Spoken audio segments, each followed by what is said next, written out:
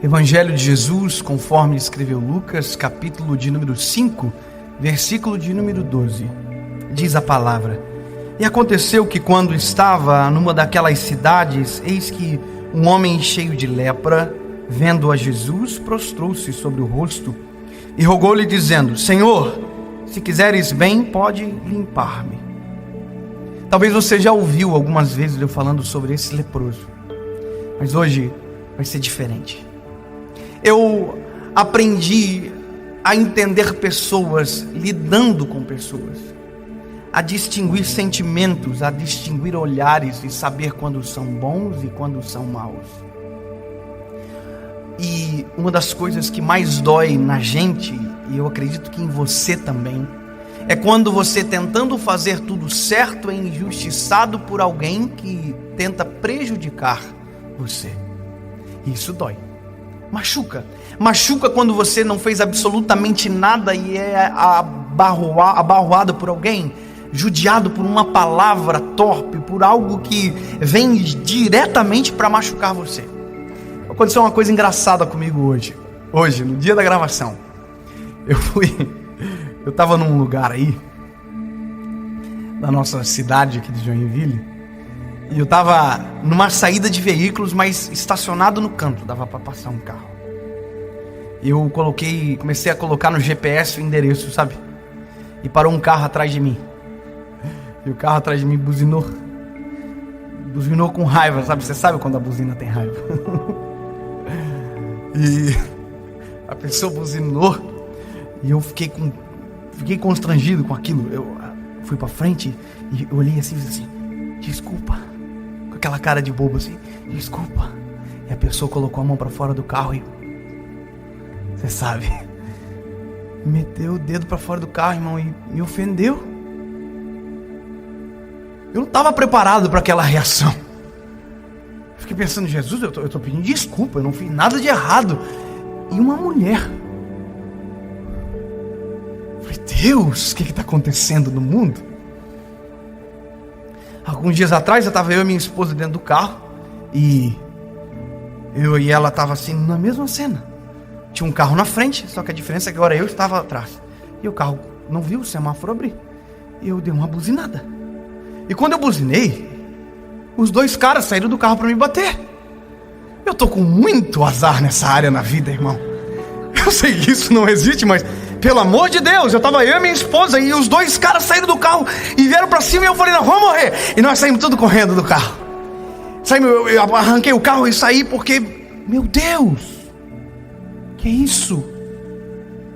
Sabe aonde eu quero chegar? Esse leproso que chegou até Jesus, se você percebeu o detalhe, ele se joga no chão, coloca a boca no chão e ele fala que está sujo, não que tem lepra. E a razão é: ele tem uma doença contagiosa que não permite ele estar no meio da multidão, e segundo, a doença que ele tem o faz cheirar mal, e o hálito dele é mau. Então ele fala com o rosto no chão, para que ninguém sinta o cheiro.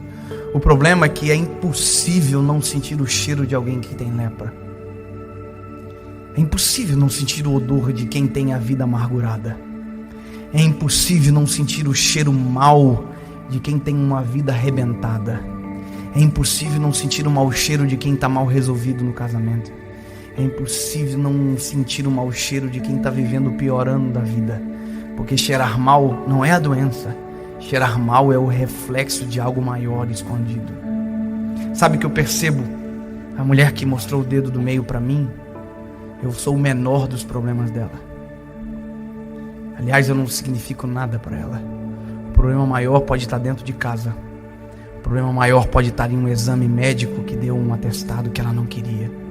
O problema dela pode estar nos filhos que foram embora de casa e abandonaram ela. O problema dela talvez está que o marido abandonou e ela é uma mulher mal amada. Sabe, o cheiro não é a doença. O cheiro é reflexo de algo maior. Quando a gente começa a olhar para as pessoas e não vê-las como pessoas que estão para nos fazer mal, mas que talvez são vítimas da sua própria doença, você começa a entender o ser humano de maneira diferente. Mas David, tem muita inveja ao meu respeito. Examine a história de quem tem inveja de você. Talvez você no lugar dela teria o mesmo sentimento, porque o cheiro não é a doença, o cheiro é o reflexo.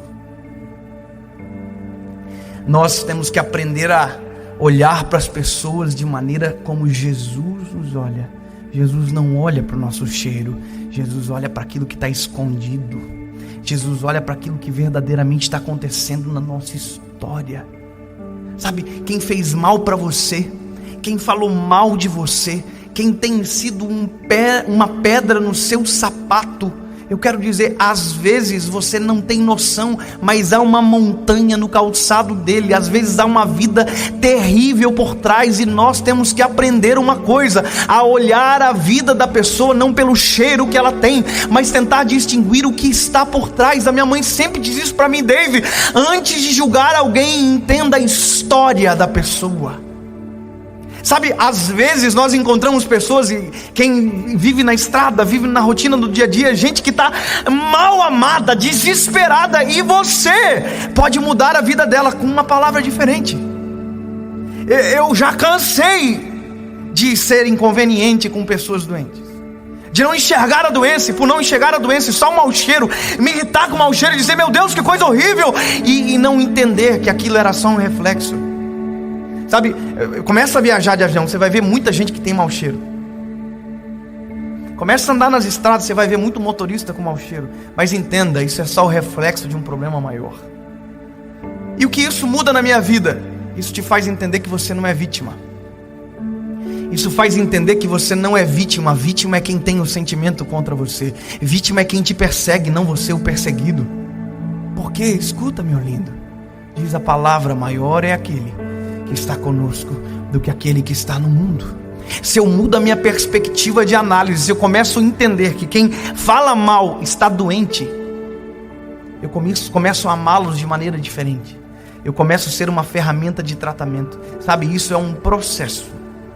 Confesso para vocês, isso não é fácil. Não é fácil ser uma ferramenta de tratamento para quem te persegue. Não é fácil ser uma ferramenta de amor quando você é odiado. Mas eu quero te dizer, o ódio não é a doença. O ódio é o reflexo de algo maior escondido. A inveja não é a doença. A inveja é o reflexo de algo maior escondido. Sabe o que a gente tem que fazer? E eu vou te dar um conselho que vai mudar a sua perspectiva, que vai mudar a sua vida. Você quer ser feliz? Então você vai aprender a agir como gente feliz. Gente feliz é intocável. Você já viu gente que pode estar uma tempestade à volta e ela está feliz? Quer ver uma coisa engraçada? Hoje estava essa chuva o dia inteiro, né? E eu tenho uma intercessora, a Eli.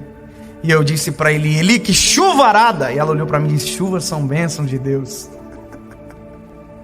Gente feliz é intocável. Gente feliz sempre tem uma palavra diferente. Foi agredido, foi violentado, alguém agiu de má fé contra você. Olha, entenda como vítima e se posicione como alguém que pode sarar. Se posicione como alguém que pode curar. Ofenderam? Sorria.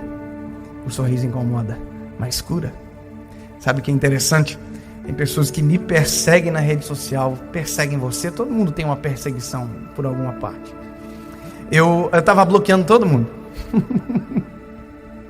Eu pensei, se não quer ser abençoado pelo que eu falo, só quer falar mal, então eu vou bloquear. E eu estou pensando que eu tenho que parar de bloquear os outros. Já estou bloqueando muita gente. Que é muita gente doente. Eu quero que você entenda, tem muito mais doentes do que pessoas felizes. Já parou para pensar que tem muito mais pessoas vivendo os piores anos da vida do que aqueles que estão vivendo os melhores? Já parou para pensar que os bons carros estão na mão de poucos e os péssimos carros estão na mão de muitos? Já parou para pensar que as melhores casas estão nas mãos de poucos e que as piores casas estão nas mãos de muitos e que muitos estão na rua e que talvez a sua felicidade é a exceção no meio de um mundo tão infeliz? Então comece a olhar para isso como um privilégio que Deus te deu. Comece a olhar para isso como uma graça que Deus liberou sobre você. Você está vivendo os melhores dias da sua vida, pois saiba, tem gente que nem comeu no dia de hoje, tem gente que nem tomou café no dia de hoje, tem gente que vai trabalhar o mês inteiro para aquilo que você recebe num dia. Então comece a amar as pessoas, ignorando o cheiro, para tentar tratar a doença que verdadeiramente está impregnada na nossa geração. Óbvio que Não deixe a maldade dos outros filtrar a ingenuidade do teu coração. Mas se permita ser um agente de cura no meio desse tempo. Se permita ser aquele que anda com azeite, com vinho. Se permita parar por aqueles que ninguém param. Se permita amar aqueles que ninguém mais consegue suportar. E você vai perceber que talvez uma pausa cura um coração doído e machucado de anos.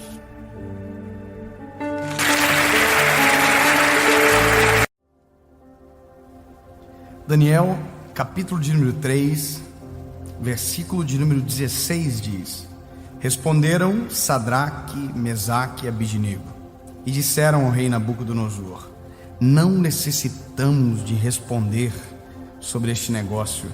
Eis que o nosso Deus, a quem nós servimos, é que nos pode livrar.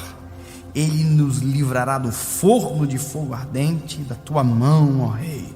E se não, fica sabendo que nós não serviremos aos teus deuses, nem adoraremos a estátua que você levantou. Uau! Eu quero dizer uma coisa para vocês que é muito complicada, às vezes, de entender. Eu não sei se é difícil de entender ou se tem gente que dificulta. Parece para... Eu não sei, verdadeiramente eu não sei. Você já viu que quando a gente fala assim, ó, olha, você tem que escolher com quem você anda, você tem que prestar atenção, alguém sempre fica meio dodói, alguém sempre fica assim, mas a gente não tem que andar com todo mundo, não? E a resposta é, não. Mas a gente não foi chamado. Foi, mas não foi chamado para andar com, foi chamado para ir até. Não é para andar com. Andar com é dividir o caminho, é dividir o destino, é dividir a história. Isso é comunhão. Comunhão é sentar à mesa, sair melhor do que quando chegou. E você não pode ter isso com qualquer pessoa. Você não pode dividir a sua vida com qualquer um. Você tem que ser intencional. E às vezes é isso que parece que as pessoas ficam dodói. Não, querido. Se você não for intencional com quem você divide a sua estrada, você pode trazer alguém que divide você do seu propósito, que rouba você da presença de Deus, que tira você daquilo que Deus está preparando, que prejudica, que atrasa. Eu não sei se você sabe, mas se você coloca pessoas erradas junto com você, você atrai para si gente que, sabe, atrasa a tua história. Então a gente tem que ser intencional, sim, em quem a gente traz para perto. A gente tem que ser intencional em quem caminha junto, em quem divide a nossa história, em quem divide os nossos sonhos. E aí, quando eu olho isso para a palavra, eu vejo como isso faz sentido. Como nós encontramos as pessoas certas, o quanto isso nos define, quanto isso nos protege, quanto isso nos aproxima do projeto de Deus para a nossa história. Pessoas certas, como elas nos aproximam de Jesus, como elas nos levam para perto. Aí é a palavra, ninguém segura.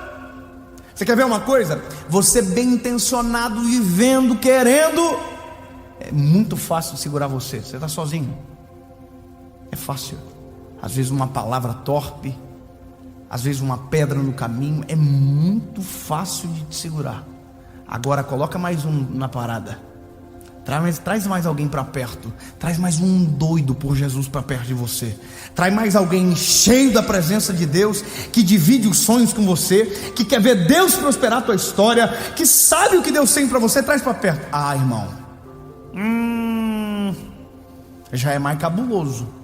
Porque quando você quer desistir, quem você trouxe para perto diz para você: ei, desiste não, há uma esperança. Quando você quer parar com tudo, ele diz: bora que Deus tem algo maravilhoso para nós, continua. Agora, coloca mais um na parada, traz mais um para a receita, traz mais um para o bolo. Aí é 3. E a Bíblia diz que um cordão de 3 dobras.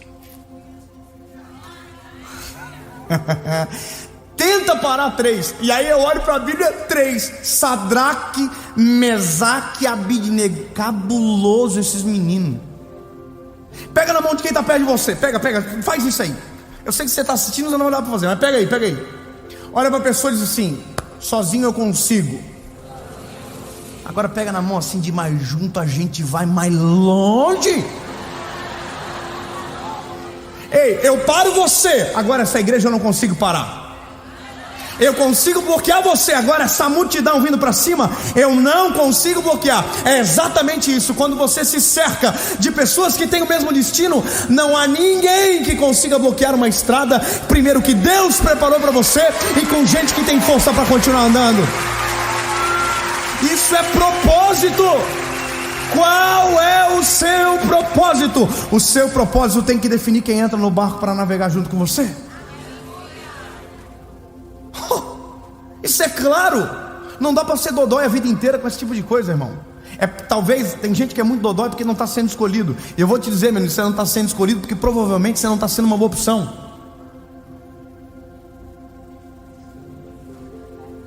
Às vezes é muito fofoqueiro, às vezes é meio invejoso, às vezes é meio maldizente, às vezes é negativo demais. Não, meu lindo, propósito define quem caminha junto. Sadraque, Mesaque e Abidnego, 3 vidas loucas, irmão. 3 vidas loucas. Por quê? Não vamos adorar não. Irmão, não disseram isso sem... Não. O fogo está pegando, o rei está arrebentando com geral, dizendo: ei, quem não se prostrar vai ser lançado no fogo ardente.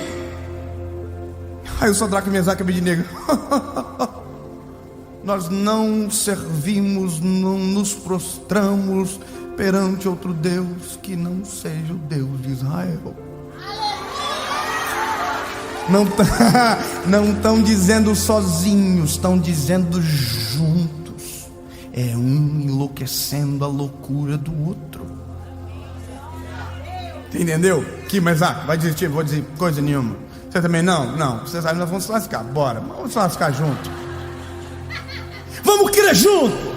Vamos caminhar junto, vamos dividir um sonho junto, mas vamos chegar junto em nome de Jesus. Eu não vou atrasar você, você não vai me atrasar, você vai me levar mais para perto de Jesus, e eu vou fazer de tudo para levar você para perto de Jesus também. Quando você parar de orar, eu vou orar por você, mas quando eu parar de orar, pelo amor de Deus, levante oração por mim. Quando eu querer desistir, toma eu pela mão e me levanta, mas quando você parar, eu vou tomar você pela mão e vou levantar você também. Se nós dois cair, lembra que tem um terceiro que vai ajudar a gente a levantar. Quanto mais gente junto, caminhando no mesmo propósito, melhor. Meu irmão, a treta é aqui, ó. Não vão prostrar, não. Só que 3 chamam mais atenção do que 1. Todo mundo prostrou. Sadraque, Mesaque e Abidnego aqui. Prostrar nada. Aí os fofoqueiros olharam e falaram assim: o quê? Estão se achando. Foram pro Nabucodonosor, falaram: Nabucodonosor, tem 2 lá que não prostraram não. Aí Nabucodonosor chamou e falou assim: ei, vocês não ouviram a música tocar, né? Aí ele falou assim: ouvimos sim. Se tá um sozinho, falou assim: música tocou? Eu ouvi música tocar, para.